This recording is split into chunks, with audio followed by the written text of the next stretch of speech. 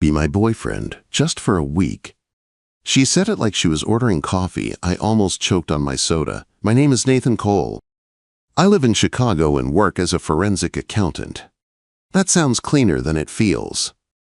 In simple words, I am the guy companies call when they are afraid someone inside is stealing from them. I follow money, not people. Numbers lie less. Her name is Avery Lane. She is the youngest vice president at Stonebridge Capital, the big private equity firm on the top floors of the glass tower on Wacker. If they own it, half the city feels it. She is the one in the photos at charity galas, the one journalists call Stonebridge's golden girl, with a smile that never reaches her eyes. Tonight we were in the same room for one reason. Stonebridge's board hired me to review their books before a major vote. Officially, I was here to validate risk controls. In reality, I was here to see if someone was moving money where it did not belong. The fundraiser was at a hotel rooftop, downtown. Warm lights, fake ferns, white tablecloths, and the kind of soft jazz that makes people forget what they are saying. The skyline looked close enough to touch through the floor-to-ceiling windows. I had a badge that said consultant, and a drink that did not match the room. Soda, no ice. I wanted a clear head. My suit was plain. My tie was dark and simple. I looked like another vendor trying not to scare donors. From my corner near the back wall, I could see everything in the reflection of the glass. I saw Avery before she saw me. Black dress, sharp shoulders, her dark hair pulled back. Not fancy, just exact. She was talking to a cluster of older men in expensive suits, her smile easy, her hands still. You could tell she was tired by the way her shoulders dropped when they turned away. Then I saw him, Logan Pierce, son of the firm's founder, the one person in every file the board sent me that made numbers bend. He had the disinterested face rich kids wear like a uniform. He stood at the bar, talking too close to a junior analyst who laughed like she wanted to leave. He thought no one was watching. He was wrong. I was watching him in the window when I heard Avery's voice beside me. "You stare like an auditor," she said. I turned. She stood by my table, holding a glass of something clear. Up close, her eyes were a cold blue that still managed to look warm when she wanted. Right now, they did not look warm. "You hired me," I said. "The board hired you," she corrected. "I am just the one who has to live with the report." I did not answer that. It was true.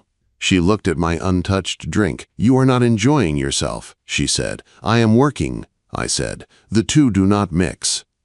"Then you picked the right job," she said. She glanced over her shoulder. I followed her eyes in the glass. Logan was looking our way now. His gaze slid over Avery, then stopped on me, like he was trying to decide if I mattered. "He knows you are here," I said. "He knows people like you are here," she said. "He does not know you yet. That is the problem. He thinks everyone is his audience." The way she said it made something in my chest tighten. "Why did you come over?" I asked. "Because he is about to come over," she said calmly, "and I am tired of dealing with him alone." She lifted her phone. The screen lit her face for a second. She typed something fast, then turned the screen so I could read. "Be my boyfriend for this week." Fake, public, controlled. I will explain. My first reaction was simple. "No," I said. Avery's mouth did not move. Only her eyes changed. They hardened. "You listen for patterns," she said softly. "Listen now." She tilted her head slightly toward the bar. In the glass, Logan moved, said something to the bartender, then started in our direction. His drink was full. His smile was ready. "You see the donors behind him?" she asked. I saw them, a group of older board members, wives in bright dresses, watching the room like it belonged to them. "They think I am too young," Avery said. "Too soft on staff, too attached to this city. Logan thinks that is his opening." She lifted her glass and took a slow sip. Her hand did not shake. Her voice stayed low and even. "He has been leaking stories," she said. "Whispers about my personal judgment. Late nights at the office. People I am too close to. He wants to make me look unstable before the vote. And you want a fake boyfriend to fix that, I said. I want a shield that looks like a choice, she said. If I stand alone, I am emotional and difficult. If I stand with someone who looks like he does not scare easy, the story gets harder to tell. Hire security, I said. Security works for the firm, she replied. And Logan plays golf with half of them. She set her glass down and pulled something from a slim folder she had tucked under her arm, a printout, folded once, neat. She slid it across the cocktail table toward me. My own name stared up from the page. Under it, a list of access logs I had requested from the firm's internal network. At the bottom, one line in red ink. 2 of your requests were copied to Logan's private email before they reached my desk. I looked up. You think he knows I am tracking him, I said. I know he does, she said. He made a joke about bean counters who dig too deep in front of half the floor this morning. That tracked with the things I had heard, which means, Avery continued, you are already in this. He just does not see your face yet. If you stand next to me, he has to change the story. If you do not, he will use us both and blame me. She took her phone back and typed again. Her fingers were quick and sure. 1 week. Public boyfriend. Private rules. No leverage. No strings after. She pushed the phone toward me again. And your rules? I asked. Honesty, she said. No scenes we do not agree on. No lies that trap you in my mess. If I say stop, you stop. If you say stop, I stop. We do not pretend outside the places we choose. She watched my face while she said it. No blush, no flirt, just clean terms. Logan's reflection grew closer in the glass. You are asking me to stand in front of a man who hates you, I said. I am asking you to stand beside me, she said. So he cannot push me without hitting you too. The music shifted to something slower. People moved to the dance floor. The air smelled like perfume and money and the sharp bite of whiskey. I thought about the offshore transfers I had already flagged, the vendor that did not exist, the way Logan's name slid around the edges of too many approvals. I thought about the way the board had spoken about Avery in our first meeting. She is talented, but she is smart, but she cares too much, but the ice in someone's glass cracked loud across the room. It sounded like an answer. I set my soda down. Fine, I said. I will be your boyfriend for a week. Avery did not smile in triumph. She let out a breath I would not have noticed if I had not been watching her closely. Good, she said. Then here are my rules. Logan reached us at that exact second, hand already outstretched, smile wide. Avery, he said, you did not introduce me to your friend. She turned to me, then back to him, and slid her hand into mine. This is my boyfriend, Nathan, she said. He is here with me all week. Her fingers tightened once around mine, a signal I was sure I would spend the rest of the night trying to decode. Logan's grip was the kind you learn in prep school. Firm, practiced, just a little too long. So, he said, eyes flicking down to where Avery's hand was wrapped around mine. This is new. Avery's thumb pressed once against the side of my hand. Rule. Stay. We do not send you memos about my life, she said. Logan laughed like she had made a joke for him. I like to be informed about key risk areas, he replied. He meant her, not the firm, not the money, her. I kept my face calm. Nathan, I said, nice to meet you. I did not offer anything else. No title, no firm name, no context. Let him wonder. Logan's gaze slid over me, trying to pin me down. What do you do, Nathan? He asked. Math, I said. He waited for more. I did not give it. Avery squeezed my hand again, just a little. He is very good with numbers, she added in a flat tone that somehow sounded like a warning.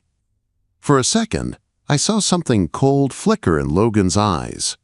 Then his smile snapped back into place. Well, he said, good to see you relaxing for once, Avery. You work too much. People start to think you are trying to prove something. She rolled her glass between her fingers. I am trying to keep this place from collapsing under your hobbies, she said. He chuckled. as if she had said something adorable. "Try not to embarrass yourself in front of the donors," he whispered, leaning in a little too close. "Or your math guy." Avery's grip on my hand tightened to the point of pain, then eased. "We were just leaving," she said.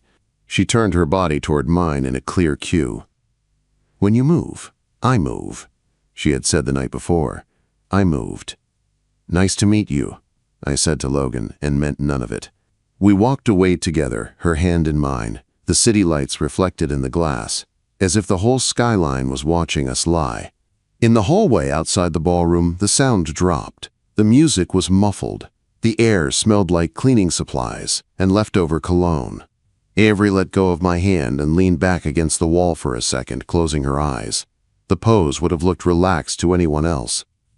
Up close, I could see the tension in her jaw. "Rule 1, she said quietly, "we never break character in front of him." "I noticed," I said. She opened her eyes again. "Rule 2, she added, "you do not get to improvise my life. If I call something off, you follow my lead. I will do the same for you." "Fair," I said.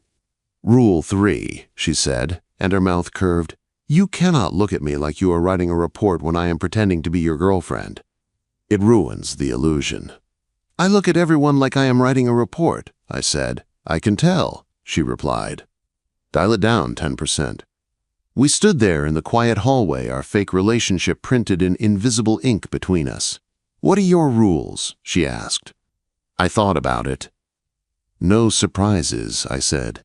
"You do not drag me into a scene without warning if you can help it. No lying in ways that destroy my work. And if someone asks me directly about us in private, I am allowed to say we are complicated." Her eyebrows rose. "You are already planning the breakup," she said. "I am planning the exit," I said. "That is what you hired me for." She tilted her head. "I did not hire you," she said, "but I am borrowing you." Her phone buzzed. She checked it and grimaced. "Board wants to move the strategy retreat up," she said. 3 days at the firm's lodge in Michigan instead of next month. Logan is pushing it. He wants us on his turf, away from press, before your report hits." "Are you going?" I asked. She stared at the message, then at me. "Yes," she said. "And you are coming with me." I waited for the rational part of my brain to object. It stayed quiet. "When?" I asked. "Friday morning," she said. "The week starts then. Until next Friday night, you are officially my boyfriend." She did not say thank you. Instead, she straightened, adjusted the strap of her dress, and picked up her glass again. "Come on," she said. "I have to say hello to 3 donors who think my job is to look pretty and agree with them." "Do you want me there?" I asked. She looked me over. "Yes," she said. "But you only get to watch." Quote. That night, when the fundraiser was done and the jazz finally died, she walked out of the hotel with me instead of her usual cluster of colleagues. The air was cold and sharp. The river glowed dark under the streetlights. Her driver waited at the curb beside a black sedan. My train stop was 3 blocks away. "Text me when you get home," she said. "That is not part of the job," I replied. "It is part of the role," she said. She unlocked her phone and handed it to me. The contact list was a long scroll of names. I added mine and typed Nathan, real one, as a joke. She saw it, and for the first time that night, a real smile broke through. "Rule 4, she said, "you do not get to label yourself." "Too late," I said, giving the phone back. She opened our empty message thread, typed something, and hit send. My phone buzzed in my pocket a second later. "This is Avery. Do not call me past midnight unless it is an emergency." "This is cold," I said. "It is clear," she replied. "I like clear." "That makes 2 of us," I said. She looked at me like she believed that. "Nathan," she said just before she got into the car, "do you ever get scared?" "Of what?" I asked. "Of being wrong," she said. "Every time I sign a report," I replied. "That is why I check twice." She held my eyes for a second longer than she had to. "Good," she said. "Check me twice." She got into the car and left me on the curb with a phone that now contained a person I was not sure how to categorize. At home, my apartment felt smaller than usual. 2 rooms, 1 table, 1 tired plant in the window. My life fit in straight lines. My books were stacked in perfect order. My notes on Stonebridge were spread across the table, every line color-coded. I opened my laptop and pulled up the vendor file that had started this whole mess. A firm called Northview Consulting. No website, no physical address, just an email, a routing number, and a series of payments that did not match any actual work. Someone had approved those payments. Not Avery. Her electronic signature was missing. Another set of credentials had been used at 2:13 a.m. on a Sunday. The access logs attached to the file pinged something in my head. I cross-checked them with the list Avery had slid to me, the same IP that had forwarded my log request to Logan. He was not just sloppy, he was arrogant. He thought no one would look. My phone buzzed. A new message. "You home?" I typed back. "Yes." "You?" Her reply came fast. "Barely." "What are you doing?" I considered the professional answer. "Reviewing logs." I sent the real one, wondering what I'd just agreed to. 3 dots appeared, then stopped, then came back. She was editing herself. "Welcome to my world," she wrote. I stared at the thread longer than I should have. Then I put the phone face down, grabbed a pen, and wrote on the top page of my Stonebridge file. "Week starts Friday. Do not forget the rules." By Thursday afternoon, the rules were already bending. We ran into each other in the elevator lobby at the Stonebridge building. She wore a charcoal suit and looked like every inch of her was under control except her eyes. Those gave her away if you knew where to look. 2 analysts from her team stood nearby, pretending not to stare. "Nathan," she said, stepping closer, "you are early." "Traffic was light," I said. She reached for my arm, not my hand, her fingers wrapping around my sleeve in a way that looked casual and felt anything but. "Walk me to the conference room," she said. We moved down the hallway together. I could feel the analysts' eyes on our backs. "This is not part of the schedule," I murmured.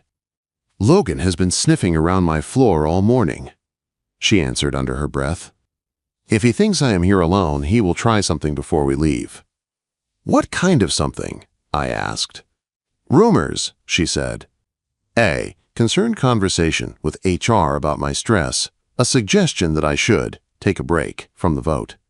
We turned the corner. Logan was at the far end of the hallway, leaning against the glass, talking to a senior partner. His gaze slid to us. The partners followed. Without thinking too hard about it, I shifted my arm and let Avery's hand slide down into mine. Her fingers curled around mine like they had done it before. It was a simple motion, clean, controlled. And when Logan saw it, his smile did something new. It cracked. When his smile cracked, I knew the week had really started. Logan pushed off the glass and walked toward us. The senior partner beside him watched Avery's hand in mine like it was a new line item he did not know how to categorize. "My God," Logan said, "is the Ice Queen in love?" Avery's thumb pressed once against my hand. "Rule, stay calm." "If you start calling women that," I said, "you should fire your PR team before they quit in shame." The partner coughed, half laugh, half warning. Logan's eyes narrowed for a second, then he turned the grin on the partner instead. "Relax," he said. "We are just joking." Avery's fingers tightened, then eased. "We are leaving for the lodge at 8 tomorrow," she said. "You will be there, right, Logan? Or do you have other hobbies booked?" His gaze flicked to her, sharp. "Would not miss it," he said. "The board wants everyone together. Fresh air, clear minds. You should bring your boyfriend. I look forward to getting to know him." Quote. He looked back at me. I held his eyes, steady. "Same," I said. He walked away, the partner trotting beside him like a smaller planet. Avery let out a breath through her nose. "That," she said, "was him changing plans." "How do you know?" I asked. "Because he does not invite people into rooms he cannot control unless he has something planned for them," she said. She let go of my hand only when we reached the conference room. Inside, 3 board members and the general counsel waited, papers on the table, coffee cups. No Logan. The chair, a woman in her 60s named Carter, nodded at me. "Mr. Cole," she said, "you have what you need for the weekend." "Yes," I said. "I will have a preliminary review ready by Sunday night. The full picture will take longer." She nodded once. "And you are joining us at the lodge," she added, as if confirming it with herself too. "I am," I said. Avery sat beside me. Her knee brushed mine under the table. Not an accident. A steady point in a room that shifted with every sentence. The meeting stayed dry and polite. Risk, exposure, timelines. The words people use when they want to sound brave while they hedge every bet. When it was over, Carter closed her notebook. "Avery," she said, "Logan requested some time with you before we leave tomorrow. Said he had concerns about your stress level." Avery's jaw worked once. "I am fine," she said. "I believe you," Carter said, "but we cannot ignore a senior partner's concern. I thought it might help if you did not meet with him alone." Her eyes moved to me. "You want me there," I said. "I want another witness there," she replied. Avery glanced at me, then back at Carter. "We have plans tonight," she said. "Tomorrow morning, then," Carter said, "before the flight." Avery nodded once. The conversation moved on, but the shape of the weekend had changed. On Friday morning, the air over the private terminal smelled like jet fuel and cold metal. The Stonebridge jet sat on the tarmac like a silver thread. Inside the small lounge, staff and partners clustered in groups. Luggage lined the wall. Laughter floated above the low rumble of business talk. "My name is Nathan Cole. I do not belong in rooms like this. I belong in small offices with bad lighting, staring at numbers until they make sense." Right now, I stood with Avery near the large window, a carry-on at my feet, her hand looped through my arm like it belonged there. Logan was late on purpose. When he walked in, conversations paused. He wore a navy coat and a scarf that probably cost more than my rent. He scanned the room, saw us, and headed straight over. "Avery," he said. "Nathan, ready for a cozy weekend in the woods?" "Cozy is not the word I would use," Avery said. "You should relax," he replied. "This is a strategy retreat, not a trial." "Feels like both," I said. He smiled at me like we shared a joke. "Can I borrow Avery for a moment?" he asked. Carter wanted me to check in. Avery's hand tightened on my arm. "We can talk here," she said. "It is personal," he said. "Then it should not be at work," I answered. He looked at me with new interest, like he was deciding what kind of threat I was. "You really follow the rules," he said. "I like clear lines," I replied. His jaw tightened, just a little. "Fine," he said. "Sit then." We took seats in a row of chairs along the wall. Logan dropped into the one opposite us, leaning forward, elbows on his knees, posture casual, eyes sharp.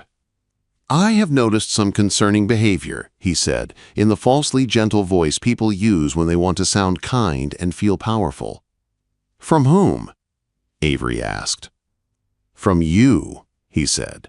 "The late nights, the snapping at staff, the sudden appearance of a boyfriend in the middle of a critical review." He glanced at me like I was a prop. "I worry you are not thinking clearly," he added.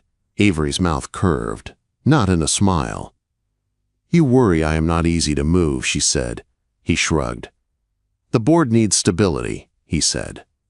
"If your judgment is compromised, maybe sitting this vote out would be best. Take a break. Let the people with more distance handle it." There it was, the offer dressed up as concern. "Do you have any proof my judgment is compromised?" she asked. "Whispers," he said. "Stories. People talk. They say you are too close to staff, too close to certain vendors, too close to this city. People like you," I said. He turned those cold eyes on me. "You think you know my world," he said. "I know your numbers," I said. "They are messy." Avery's thumb pressed once against my wrist where she had moved her hand. "Rule, do not say more than we agreed." Logan saw the movement. His smile sharpened. "Be careful, Nathan," he said. "If you tie yourself to her, you sink when she does." "I do not tie myself to liars," I said. For a second, something ugly flashed across his face. Then the boarding call broke the moment. Staff started lining up. Carter gestured for us. "This conversation is not over," Logan murmured. "Yes," Avery said. "It is." On the plane, seats were arranged in pairs facing each other. Avery took one by the window and nodded for me to sit beside her. Logan ended up across the aisle, close enough to hear anything we did not hide. As the plane climbed, the city shrank into a grid of light. Clouds swallowed us. The noise of the engines settled into a steady roar. Avery reached into her bag and pulled out a folder. She set it on the tray table between us. "These are the approvals with Northview," she said. "Everyone that has a timestamp outside normal hours." I flipped through them. Each one had a pattern: late night, weekend, same IP cluster, same internal token used. "Your login was used twice," I said. "I was not even in the city those nights," she said. "I was in Dallas for a conference." "I have flight receipts." "We will pull badge data and hotel keys when we land," I said. "If your badge was somewhere else, they forged your access." Her jaw clenched. "He wants me to feel crazy," she said. "He wants me to doubt what I remember." "Do you?" I asked. She looked at me like she wanted to lie and could not. "Sometimes," she said quietly, "when enough people repeat the same story, it starts to sound like truth." I leaned back, letting the hum of the engines fill the space for a second. "Look at me," I said. She turned her head, met my eyes. "Logan's story only works if it stays in the dark," I said. "You brought me in to turn the lights on. That is what I am doing. If I find something that hurts you, you will see it first. If I find something that clears you, you will see that too. Either way, you are not standing in front of this alone." Her hand tightened on the edge of the folder. "Rule check," she said softly. "What?" I asked. "You said no lies that trap us," she said. "Does that promise trap you?" "Yes," I said, "but it is mine. I chose it." Her gaze softened in a way that had nothing to do with the fake label we were wearing. "That is the problem," she said. "What is?" I asked. "You do not look like someone pretending," she said. The plane bumped through a patch of rough air. A few people gasped. Avery did not flinch. She kept her eyes on me like she had grabbed onto something solid. "Neither do you," I said. Her mouth twitched. "Do you ever break your rules?" she asked. "Only when someone deserves it," I said. The corners of her eyes crinkled. "Good," she said, "because when we land, I am going to ask you to do something that will make this feel even more real." Quote, "The lodge looked like money pretending to be rustic. Huge stone fireplace, dark wood beams, big windows facing the frozen lake. Outside, the pines were heavy with snow. Inside, people in suits tried to look comfortable in flannel. My name is Nathan Cole. I came here to follow numbers. I was now also the fake boyfriend of the one person Logan wanted off the board's radar. Avery stood beside me in the lobby as staff handed out key cards.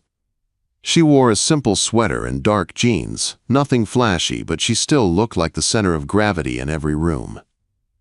Logan watched us from across the stone floor, leaning on the check-in counter like he owned the building. She slid a small card into my hand. "Room 214, she said. "Mine is 215. They put us side by side." "You expected that," I said. "Of course," she replied. "It makes it easier for him if he thinks we sneak between rooms all night." One more story to whisper. "Do we?" I asked. She held my eyes for a second, then looked away. "We follow the rules," she said. Her phone buzzed. A message from Carter. "Meeting in the lake room in 20 minutes. Strategy session. All partners." Nathan invited. She glanced at me. "You still willing to feel too real?" she asked quietly. "What do you need?" I asked. "I need you to sit beside me," she said. "I am going to say something they do not expect." The lake room had a long table and a wall of windows. The ice outside glowed pale blue under a gray sky. Inside, coffee steamed and tension sat heavy. Logan took a chair near the middle. Carter sat at the head. Avery chose a spot across from Logan, toward the end. I took the seat next to her. Our knees brushed under the table. It grounded us both. Carter opened with polite words about growth and opportunity. Then she shifted. "Before we begin," she said, "Logan raised concerns about internal controls, offshore exposure, and leadership stability. Nathan, you have been reviewing our systems. Any early impressions?" Every head turned. I clicked the pen in my hand once and set it down. No notes, no slides, just my voice. There are issues, I said. A consulting vendor called Northview with no online presence. Payments routed through an offshore bank. Approval logs that do not line up with travel records. Internal emails about risk that never reached the people who should have seen them. Logan laughed softly. So we are sloppy, he said. That is why you are here. I did not say sloppy, I said. I said intentional. The room went quiet. Carter's eyes sharpened. Explain, she said. I slid a thin folder I had brought onto the table and opened it so everyone could see. These are the Northview approvals, I said. Each signed with internal credentials at odd hours. Here are Avery's travel receipts. On 2 of the nights her login was used, she was in Dallas. Her badge checked into a hotel there. Her phone hit a tower 3 states away. But her credentials were used from a Chicago IP address. I pointed to the second page. Here are the access logs, I said. Same IP cluster that forwarded my internal log requests to a private email before they got to Avery. The email belongs to Logan. Quote, a ripple went through the room like a low wave. Logan's chair creaked. Anyone could have used that machine, he said. You have no proof it was me. I turned another page. This is camera footage from outside the network room, I said. Time-stamped within 1 minute of each suspicious login. The badge opening the door belongs to your assistant. She reports directly to you. Carter leaned forward. Logan, she said, is there a reason your email and your team's credentials would be involved in these approvals? He spread his hands like he was helpless. I manage growth, he said. We needed new channels. Maybe details got messy. That does not make me a criminal. It does raise questions about oversight. Avery has been distracted. All eyes slid to her. She did not shrink. She sat up straighter. That is what you want them to believe, she said. That I am too emotional to see what you are doing. That I am too attached to this firm to call it out. She reached into her bag and pulled out another folder. This one, thicker. She set it beside mine. This is my part, she said. Every time I flagged an inconsistency, Logan redirected the conversation. He pushed this retreat up. He pushed for you to bring in Nathan, not because he cares about risk, but because he thought he could use Nathan's presence as proof I was unstable. Logan scoffed. You showed up at a fundraiser with a boyfriend no one knew, he said. You are not exactly defending your own case. Avery's hand slid onto my wrist under the table. Light, steady. That was my choice, she said. What you did was try to sabotage the process. She looked at Carter. Before we left, she said, I filed a confidential report to compliance. I attached everything Nathan found, every forwarded log, every mismatched timestamp. I also disclosed our relationship because I knew he would use it if I did not. The word relationship landed harder than any document. Carter looked at me. I nodded once. It is real enough to declare, I said, and I stand by my work. Logan's face went flat. This is insane, he said. You are both compromised. You dragged an outsider into our internal politics, and now you want to punish me for doing my job. You moved company money off the books, I said. You used another executive's credentials. You tried to push her out before anyone could connect the lines. That is not your job. Carter lifted her hand. Enough, she said. Her gaze went around the table, taking in every face. We will conduct a formal investigation, she said. Effective immediately, Logan, you are suspended from decision-making and system access. You will remain at the lodge until our counsel has spoken with you. He stood up fast, chair scraping. You cannot do that, he snapped. I can, she said, and I will. Sit down.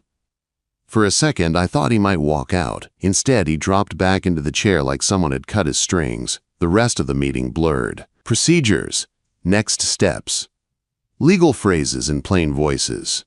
What stayed sharp was Avery's hand on my wrist, and the way she kept her head high, even when the weight of every eye pressed down. When Carter finally adjourned, people left in clumps. Some nodded to Avery as they passed. Some avoided her gaze. Logan disappeared with counsel. Avery did not move. You okay? I asked. She let out a slow breath. I feel like I jumped off a building and the ground has not decided what to do with me yet. she said. Right now, the ground is holding, I said. She looked at our hands, still linked. Rule check, she said quietly. We made this feel very real. It is, I said. At least on my side. Her eyes lifted to mine, quick and searching. Even if none of this existed, I said, nodding toward the folders, the room, I would still be here. Her mouth parted like she wanted to argue. Then she closed it again. Come outside, she said. We walked down a side hall to a door that led to a small balcony. The cold hit hard. Our breath showed in small clouds. The lake glittered under thin sunlight. Somewhere on the other side of the lodge, people kept talking about risk and return. Out here, it was just us. Avery folded her arms against the cold. I took off my coat and put it around her shoulders. It swallowed her, making her look smaller and somehow stronger. Thank you, she said, for standing next to me when everyone in that room could have decided I was the problem. That is not why I did it, I said. I know, she replied. That is what scares me. She turned to face me fully. When I asked you to be my boyfriend for a week, she said, I thought it would be a role, a tool. I did not plan for you to feel this real. You wrote the rules, I said. I just followed them.